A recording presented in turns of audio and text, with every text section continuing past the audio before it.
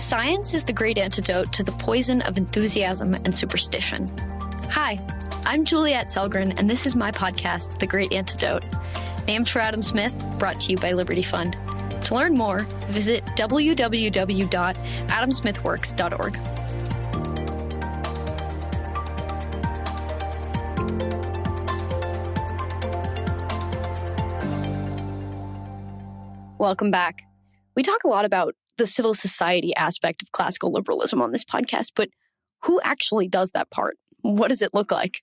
Today, on May 10th, 2023, it is my great pleasure to be talking to Brian Hooks, who I've known my entire life. Disclaimer.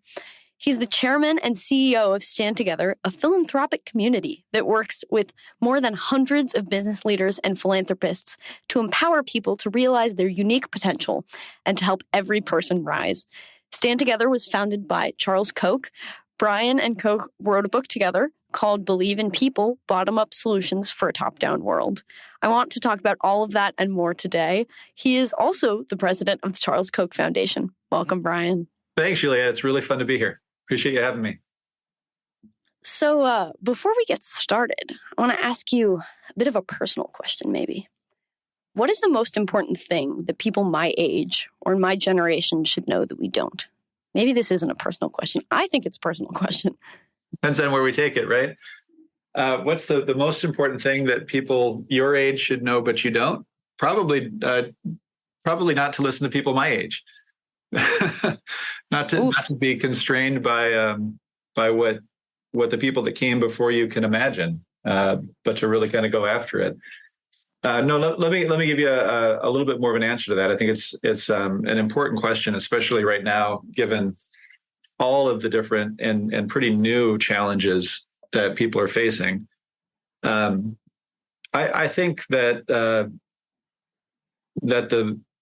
the thing to really avoid is cynicism, is being cynical about what the future can be. I know the sort of stereotype is that people who are younger tend to be idealists. That wasn't actually my experience. There's plenty of idealism, when you're in college or younger than that. But there's also quite a lot of cynicism. The idea that you look at the challenges or the way that the world is right now, and you just say, look, there's very little that I can do. And so you focus on the downside. And I think that's the biggest risk, because that becomes a self-fulfilling prophecy. So for what it's worth, take this with a grain of salt, but I would say, don't be cynical about what you can accomplish, and don't be discouraged by the challenges. Sort of see them as opportunities to do incredible things. And I should disregard your earlier advice and actually listen to you about this point. Well, I think I say take it with a grain of salt, right? I mean, that's my answer, but yeah, come up with a better one. No, it's a great answer. I think it's particularly relevant. I mean, if someone's standing in the field of young people that a lot of older generations don't understand or are trying to understand, I kind of see this. And the old notion of the youngest generation being the idealists doesn't really fly anymore. And so I think you see a lot of problems with connection through holding this idea still, because it's not really true. So the fact that you see it, I mean, to me, that means a lot. That means we're moving in the right direction, even if we would rather my generation be idealists, Yeah, no, I think that's right. I have to confess, I'm having a hard time focusing because I'm trying not to take personally the idea that I've just been characterized as the older generation. But I'll be okay with it, so we can move on. You're not old. You are wise, but you are still, you're full of youth. All right. Okay. So you've worked with Charles Koch for years now. How did you two meet, and did you take any lessons away from the encounter, if any?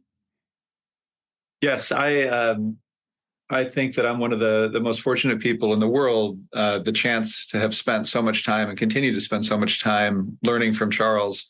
I actually just came back from Wichita yesterday, where I got the chance to spend some time and talk through some ideas with him. And every time I do, I learn something, which is incredible.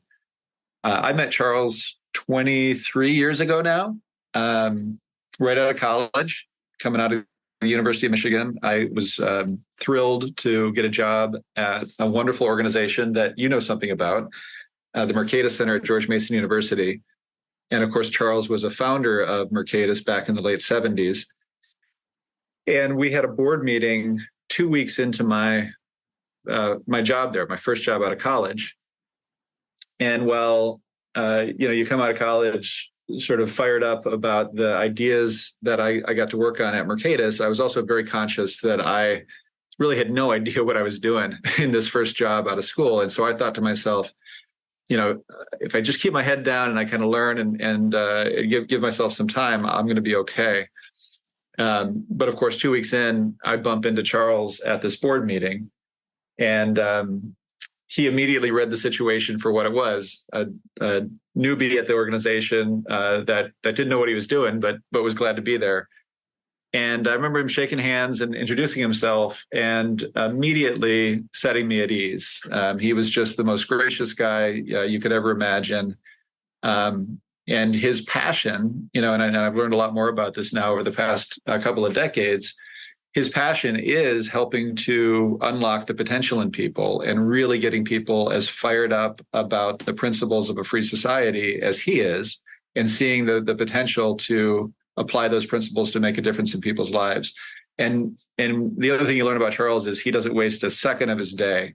And so even in that first handshake, he was working. He was helping to do what he's passionate about and bring more people into these efforts. So I'm forever grateful for the opportunity that he gave me, even from that first day that we met.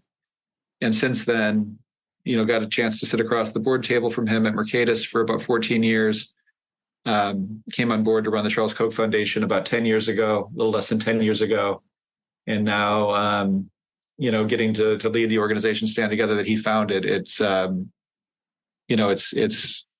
amazing. I want to talk to you about Stand Together. I'm not an expert about philanthropic organizations, but from what I know, it seems that Stand Together is kind of different from usual charities. Reading about on the website and also in Believe in People, it seems clear that everything that the organization does, everything stemming from Charles Koch does, from how he explains it in the beginning of the book, is that everything is derived from principles, and every single action is related to this set of principles. So can you kind of break down what these principles are for us? Sure. But you're right. When you think about Stand Together, it is hard to put us in a box. We talk about ourselves as a philanthropic community, but even that doesn't really do it justice. I think about Stand Together as an organization that is in the solutions business. We're looking for solutions to some of the hardest problems in society, and we're bringing everything we've got, everything that our partners can bring to the table to bear in trying to solve those problems. So whether that's the challenges in education, or the challenges in the economy, the challenges in the criminal justice system, or the way that people relate to each other when it comes to their freedom of speech, all of these challenges that are so important to people realizing their potential and contributing in the lives of others, finding success in their own lives by contributing in the lives of others. There's these barriers out there, and if we can find ways to break through those barriers, bring solutions to those problems, there's no telling what people can accomplish. And so that's what we do, and we do it through philanthropy. We do it through any type of investment that can make a difference in society. But the way that we approach those problems and the solutions that we bring do tend to be pretty different from the standard way that people approach challenges. I think about it like this: a lot of well-intentioned organizations see people who are struggling as problems to be solved. And so they work, they bring solutions that sort of mirror that way of understanding things. At Stand Together, we look at those people who are struggling as the potential source of the solutions. And so we truly believe in doing everything we can to empower people to to find new and better ways to overcome challenges, and in doing so, to transform the way that society tackles big problems. And you're exactly right that the secret sauce there, the way you do that is by applying a certain set of core principles. We talk about them as the principles of human progress, but what they are Enlightenment ideas or classical liberal principles, which I know you're very familiar with. We apply those principles to solve the problems that are holding people back in society. And so, Juliet, the way that I talk to people about this, the way that I think about them, I think is going to be familiar to you. I go back to one of my favorite economists, someone I believe that you've had a chance to meet, Deirdre McCloskey. Do you know Deirdre? Yeah. Hey, listeners, go listen to my interview with her. There you go. So I won't try to one up Deirdre in explaining the way that she thinks about these principles, but it's made a huge impression on me. Deirdre talks about the great enrichment, and she's got this wonderful chart in her book. And I imagine some of your listeners are chart people. I worked at Mercatus for 14 years, so I got to be somebody who gets excited about charts, right? Mm-hmm. But she calls it the hockey stick of human history. You know what I'm talking about. Oh, yeah. And so you have like Thomas Jefferson and like everyone and Jesus on one end, and then you have us on the other end, and we're like years apart in terms of vertical growth. That's exactly right. Yeah. So you've got this graph with the well-being sort of on the y-axis, and then time on the x-axis. And what you see is this basically flat line for thousands of years of human history, where there's essentially zero progress, right? Little blips here and there, but basically it's a flat line. And then all of a sudden the line shoots up like a hockey stick. And you see this incredible progress that begins, basically just over 200 years ago. And the progress is not a little bit, it's like mind-blowing relative to where humanity had been for all of its existence. And so the difference between the before times, right, before that hockey stick, when people lived basically in abject poverty, what they had to look forward to was some combination of misery or violence, and their lives were short, and they didn't really have a chance to get engaged and help people improve their lives. That was most of human history. And then all of a sudden, this hockey stick happens, and there's this inflection point where we're on this trajectory of improved well-being on basically every dimension, not just income, but the stuff of a good life. And we've been on that trajectory ever since. And what Deirdre explains, right, is the inflection point's not random. What changes in society is that societies across the world begin to discover these core principles, these Enlightenment ideas, these classical liberal principles. We call them in the book the principles of human progress. And they start to implement them. And of course, they implement them imperfectly. And the struggle now of society is, how do you do a better job of implementing these principles so we can continue to realize progress going forward? But these core principles like dignity, right, which we take for granted today, but is a profound idea at the time, the notion that just by being born a person, you have an inherent dignity that requires the respect of others. This changes the world. And when you organize society around a principle like dignity, you see tremendous benefits to all people. And there's hundreds of these principles of human progress, principles like equal rights, right? When everyone is equal before the law, and the law respects certain inalienable rights, property rights, the liberty of each individual, and so on. These are the societies that do better than those that violate this notion of equal rights. Anyway, we could go on and on about the principles. These principles, but the classical liberal principles are what's responsible for this huge improvement in human well-being over time. And so those are the principles that underpin everything that we do at Stand Together. So when we make an investment in an organization or a strategy, a project, we do it because we see those principles as core to the operations and core to the way that those organizations that we support, we interact with, we partner with, work.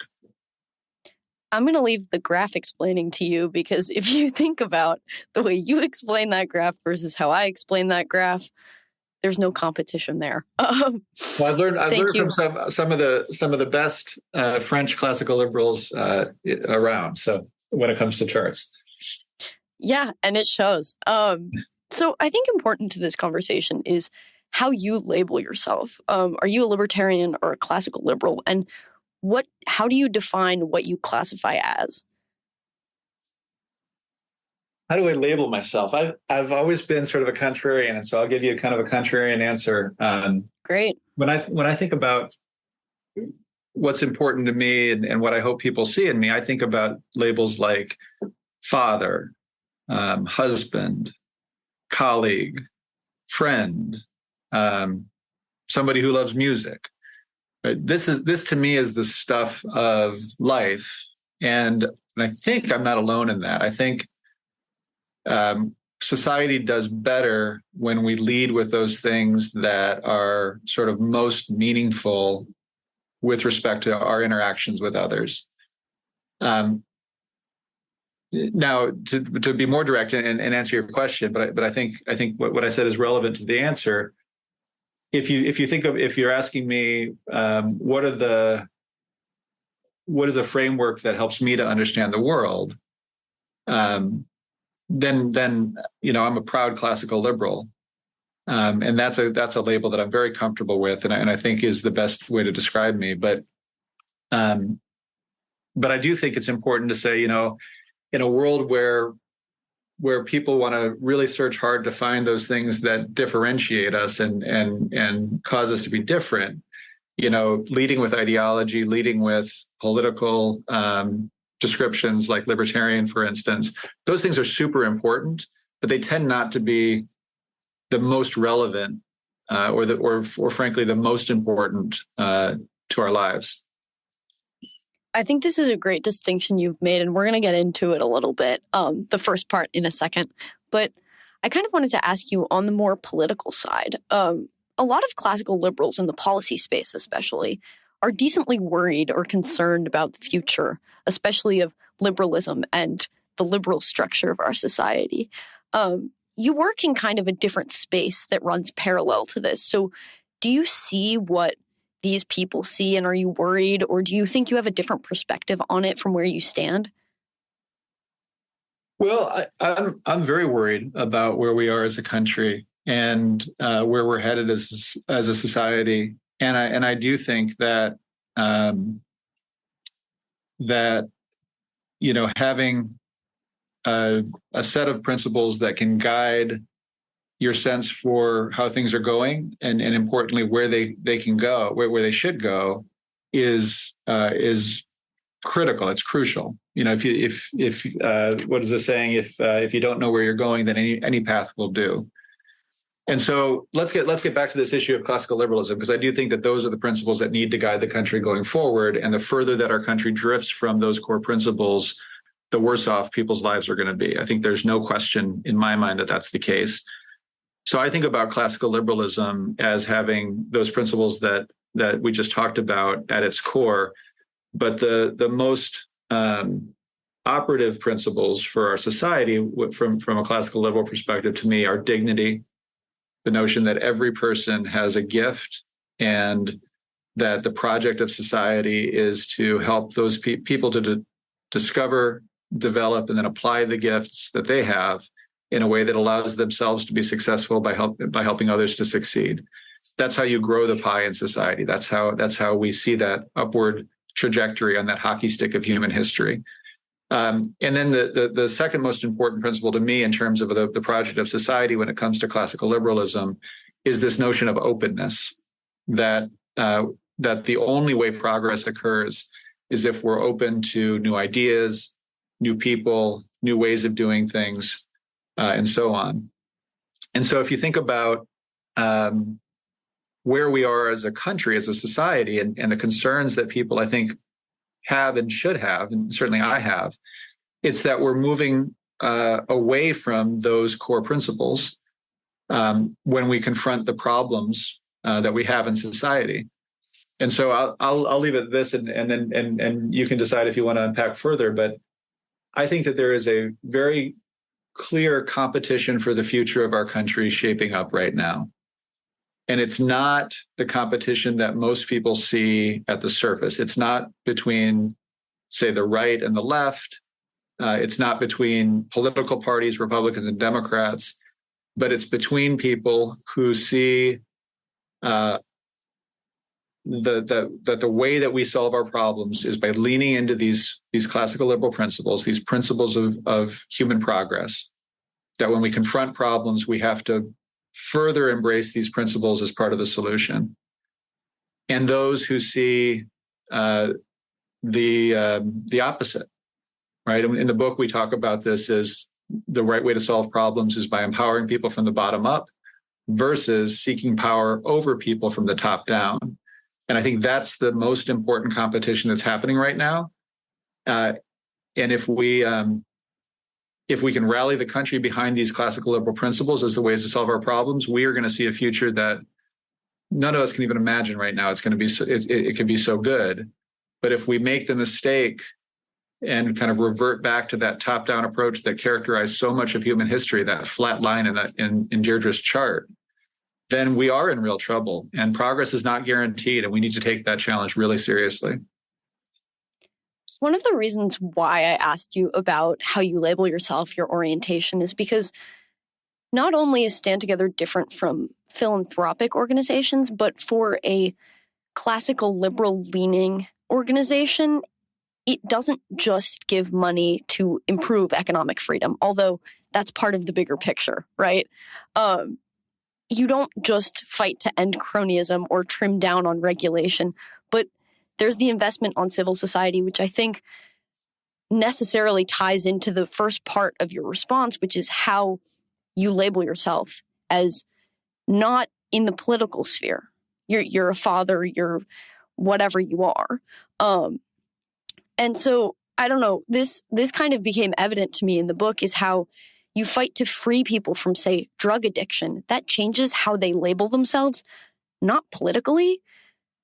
I said politically a little silly there. But in terms of like who they are, it's using those classical liberal principles to change the labels people hold for themselves at the fundamental level of identity. And then as a consequence, they stop being trapped in a life of crime and so much more. It seems to me, and tell me if I'm wrong and tell me your take on this, that what Stand Together does is actually embody the full spectrum of classical liberal values. What do you think? Well, I think that's very perceptive, and I'm glad to hear you say that, because that's absolutely what we strive to do. And I think this is really important, right? To me, classical liberalism is a philosophy, a theory of how people can live well together. So it's a holistic understanding of the good life. And a really important part of that good life is how individuals relate to governments. And so that's where libertarianism comes in, right? Libertarianism is a political philosophy that is that specifically speaks to the role of the state in an individual's life. Super, super important. And one of the most important aspects of that relationship between the individual and the state is realized in the economy, right? So you mentioned free market organizations, economic freedom. This is essential to the good life, that we have a society characterized by economic freedom. And the more you see economic freedom in a society, the better people's lives are. The more you see government encroaching on that economic freedom and limiting the scope of the market and the ability for people to voluntarily interact in ways that make them both better off, it's sort of obvious what follows from that, right? People don't live as good of a life as they could. And so the work that we do at Stand Together does try to be a holistic embodiment of the classical liberal philosophy including the way that people relate to the government. So we have a lot of work in public policy to improve public policy, including economic policy and advocating for much greater economic freedom. I believe that Stand Together and our organizations are the largest supporters of groups that are working to advance economic freedom, and that's some of the most important work that we support. But we have to go beyond that. We have to do more than that if we want to really do all we can to realize these principles of human progress, these classical liberal principles, to empower people to live as well as they possibly can together. And so, as you know, right, a huge part of the classical liberal project is to better understand civil society. And that's a big part of what Stand Together does as well, is try to find new and better ways to apply these principles in the way that people interact in civil society. So whether that's within business, right, the more that businesses can truly embody these principles and empower their employees to realize their potential in a way that creates value for the company and that they can share in that value, well, the better off they're going to be, the better off society is going to be. So we've got a lot of work to do that within business, and then within just the daily interactions of people in communities. Say, the more that we can see these principles characterize the way that people interact in civil society, the way that we help people who are struggling in communities, say with violence or with addiction or with poverty. If we can help them by applying these classical liberal principles, these principles of human progress, again, we're going to see our society move closer to those ideals, and everybody's going to benefit. So anyway, that was a long-winded answer, but I'm thrilled to hear you pick up on what we're trying to accomplish at Stand Together, because that's spot on. I just want to say that it's kind of a relief for me, especially being young and seeing that so many classical liberals are concerned about my future, my generation, because at some point you all are going to be gone, because that's just a fact of human life. And so it's kind of a relief in a sense that aside from the political, like let's say you win the political, then what? And obviously the political battle, as you were saying, is kind of an important aspect, but unless you have an idea of how to cultivate the future and what to do to make the future look good, it almost seems as though you don't have any ammo in the political sphere because you don't have a purpose. Maybe that sounds a little intense, but that's kind of. Go ahead. I think you're right, though, to pick up on the interrelationship here. I mean, one of the things that we talk about at Stand Together is this idea that these are hard and complex problems in society, and there's no single solution to any of these problems. You look at the problems in the economy, right? You probably know all of this, but the things that focus my attention are things like 60% of Americans say that they live paycheck to paycheck.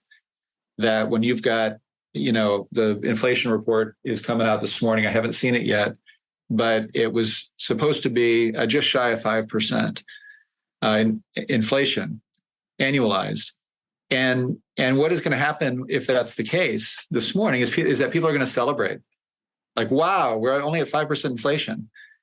But that's crazy that we're celebrating 5% inflation. That's a really big problem in the lives of people in the economy, especially when 60% of people are living paycheck to paycheck. These are problems that are leading to just extraordinary challenges in our society. You look at things like life expectancy, where today in the United States of America, the most prosperous country in the history of the world, life expectancy is on the decline, and it's a multi-year trend. These are big problems, and none of them have a single solution. And so part of what needs to happen to solve these big problems is we need the political system to get more in line with the role that it should play in a free society.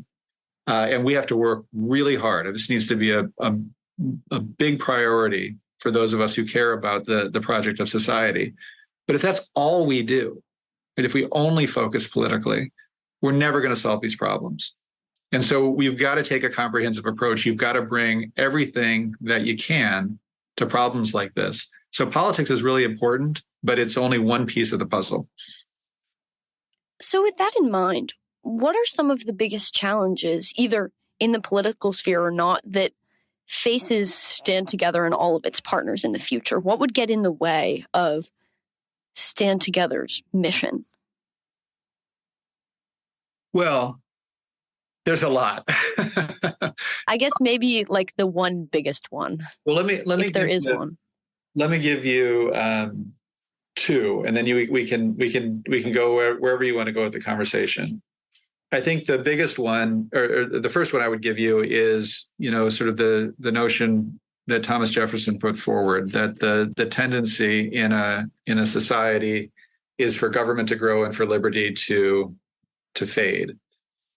And so this is a continual struggle, right? We never declare success here. We have to realize that the project is always one of confronting that dynamic, and that the more that we can see, human flourishing and human freedom outpace the sort of tendency for people to want to seek power over others, the better we do. But as soon as we feel like we've done well, we need to double down. We need to continue our efforts. The second one is, again, one that you're familiar with because I know your mom, and so you've gone through this before. Is the public choice problem, right? Mm-hmm. You have well-organized special interests who benefit greatly from facilitating that dynamic. You mentioned cronyism earlier. This is a major problem in the way that society works, and that those who pay the cost of that are dispersed across society. And it's hard for any one person to be able to kind of marshal the resources and the focus to take on those concentrated interests. And so, look, these are just the dynamics. This is part of human nature. It's part of the way that things work. So these aren't unique to Stand Together, but these are challenges in society. And what we've tried to do through our organization is counteract those dynamics by bringing hundreds, as you mentioned in the introduction, hundreds of the country's most successful business leaders, philanthropic leaders, civil society leaders, social entrepreneurs, bringing all of them together under this umbrella of Stand Together, so that we can make progress even in the face of those challenging dynamics. The book is full of inspiring stories of people who are making positive changes in their communities and societies, and it's essentially a book about the power of civil society, of helping people, right, unlock their full potential, to use your and Charles Koch's words. So what are some of your favorite stories from the book, or just generally of these sort of bottom-up solutions in our civil society? Well, this is a hard question for me to answer. We support literally a couple thousand different organizations every year, and every single one of them is an extraordinary story. So there's lots of examples. It's once you adopt this paradigm, this notion that everybody has a gift, and that if society is organized in a way that empowers them to discover and realize that gift, then once you see the world through that lens, you basically see these stories everywhere, right? You see these incredible solutions to these problems all over the place. And so in the book, we tell a handful of stories to illustrate that principle in action. But the book was written 3 years ago, and so there's lots more examples, many other stories to tell. I'll share a couple quick ones, and again, we can go wherever you want to go with the conversation. But we're working with a group called the Phoenix, and we tell the Phoenix's story in the book. The Phoenix is one of these groups that really embraces these principles of human progress to tackle a big problem in society. In this case, it's the problem of addiction. We live in a country today where over 100,000 people died in the last 12 months because of drug overdoses alone. So this is a huge problem. the Phoenix doesn't see people who struggle as broken and deficient. They see them as people with a gift. And so they approach the challenge of addiction by applying that principle of dignity and the others that we've talked about. And so the Phoenix has success rates that are off the charts, twice as good as the best clinical programs. And I think this is just another way of another illustration, another example of Deirdre McCloskey's hockey stick of human history, right? We see tremendous results in solving a problem like addiction when you apply these principles of human progress. So I think we tell the story of Scott Strode and the Phoenix in the book, but what's happened since is that we've connected the Phoenix with artists, with musicians, and with people in the music industry who are passionate about solving this problem and know, hundreds, thousands of people collectively who have struggled with addiction. And so when they see a solution like the Phoenix, they want to shout it from the rooftops, or in their case, they want to, scream into their microphones on the stage.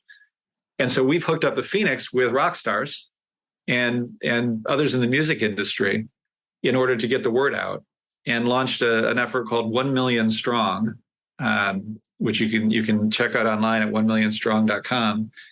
And it's incredible what happens when you pair up these seemingly unlikely collaborators to make a huge difference in society. And so the Phoenix is now on track to reach 1 million people who would benefit from applying these principles in their lives to help them address the problem that they're struggling with. And if they do that, and when they do that, I should say, because they're on track, that'll make them one of the largest addiction recovery programs in the country. And it's going to be amazing because it's going to help a lot of people at a time that a lot of people are struggling. But what's really going to be incredible about what the Phoenix does is they're going to be this shining light, this guide star for how to solve problems in society. They're going to help people to change the way that they think about how to approach big problems, not from the top down, not sort of by going to the experts from afar and telling people what to do, because that doesn't work. We know that because that's how most addiction recovery programs try to solve the problem, but rather empowering people from the bottom up, even and especially those who have struggled, people like Scott, who leads the Phoenix and has struggled himself with addiction, and betting on people and applying these principles of human progress to get outsized results and solve problems. So anyway, you can tell, there's hundreds of stories like that for groups that we work with. And the more that we can think creatively about how do we supercharge those solutions, like in this case, hooking them up with rock stars, I think the more that we can truly approach and tackle some of these really big problems in society. So you get me started. I can tell lots of stories, but I think the core lesson from all of them is going to be that one. Well, that fills me with optimism. So that's great. So I guess orienting it towards me a little more in my generation, what can I, a poor student just starting out in the world, do to participate in this civil society that you're building that is necessary for our society to flourish? Well, remember what I said at the beginning of our conversation, right? Take any advice that you get from people with a grain of salt, because your ideas are going to be at least as good and likely better than what you hear from me. But I think, look, the whole point of what we're doing, right? The whole point of society is to help people to live better lives together. And what is that? I mean, at its core, that's, individuals interacting every day and doing all of those seemingly small things that add up to that really big project of society. And so, Juliette, what you're doing with this podcast is extraordinary, right? Thank you. This is your initiative. If somebody had come to me when I was in college and said, I have the solution, here's what you need to do in order to contribute to civil society, do a podcast, I would have crashed and burned. Put aside the fact that podcasts didn't exist then. But you get the point, right? That's not my gift. That wouldn't have been an appropriate solution for me. but you clearly have a gift for this. And so what you're doing is I think what everybody should take to heart. You're looking inside yourself. You're saying, hey, who am I? What am I passionate about? What gifts do I have that can fulfill my life? And while that's happening, it also contribute in the lives of others. And, just start doing it. And what you do today won't be what you do tomorrow, because, you'll discover new things along that journey. But the more that every single person sees themselves as a person who has value and as a gift, and the more that we focus on how we can express that gift in a way that helps ourselves to succeed by helping others to do the same. I mean, that's the project, right? That's how the world works. And that's why I have a lot of optimism about what the future can be, as long as people take that lesson to heart and take action. I want to leave you with this quote before I ask you my final question. Friedrich Hayek, a while ago, obviously, said that, quote, "We must make the building of a free society once more an intellectual adventure, a deed of courage," end quote. I think this is exactly what you guys are doing. So thank you. And listeners, go check out Believe in People. It's a fantastic read. I've been reading it during finals, and it has been it's been like a little paradise that comes alongside the grind of school and has kind of given me optimism and hope about the work that I'm doing, even just as I'm doing my homework. So go check it out. Brian, I have one last question for you. What is one thing that you believed at one time in your life that you later changed your position on, and why? Well, first off, I have to say thank you for those kind words. You chose literally my favorite Hayek quote. And having worked at the Mercatus Center for 14 years, you have to believe me when I tell you I have a list of favorite Hayek quotes. But I think that idea of the building of a free society being seen as an adventure, and the call to action that Hayek makes in calling people to undertake deeds of courage couldn't be more relevant right now. So cheers to you for pulling that out. And it means a lot to hear that that's what you've taken from the work that we're doing. So you asked me about what I believe today that I didn't believe then. Mm-hmm. And as I told you before, I think of myself as a lot of things, and one of them is a music lover. And so this is kind of core to who I am. And I will tell you, I lived most of my life believing to my core that there was no redeemable musical quality or value to the Grateful Dead.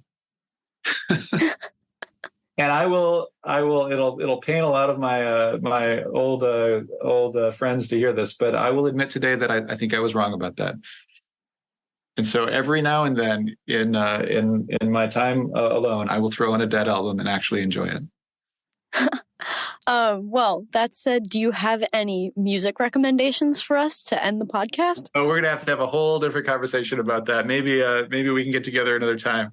But in all seriousness, I mean, that's a serious answer. And for those of you, born after 1993, the Grateful Dead is a band. But the reason I bring that up is because it actually illustrates a big point of my learning and my intellectual sort of journey. It's so easy. I grew up in the sort of the indie rock, grunge sort of punk rock scene of the 1990s. And you had to kind of choose a tribe, right? So if that was who you were, then the hippie music and the jam bands, they just weren't for you. And that's obviously a microcosm of the larger challenge in society when it comes to the divisions that we see right now. But look, I'm never going to sort of, see myself as somebody who sort of goes full into that scene. The idea that you open your mind and you see value in the experiences and the ideas that sort of weren't core to your tribe, I think there's just a ton of value in that. And so, so I would love to give you musical recommendations, but we'll have to do that another time. But I think the most important takeaway for me from that rather ridiculous story is, the more that we can look for insights and truth in experiences that are not comfortable and familiar to us, I think the better off we're going to be.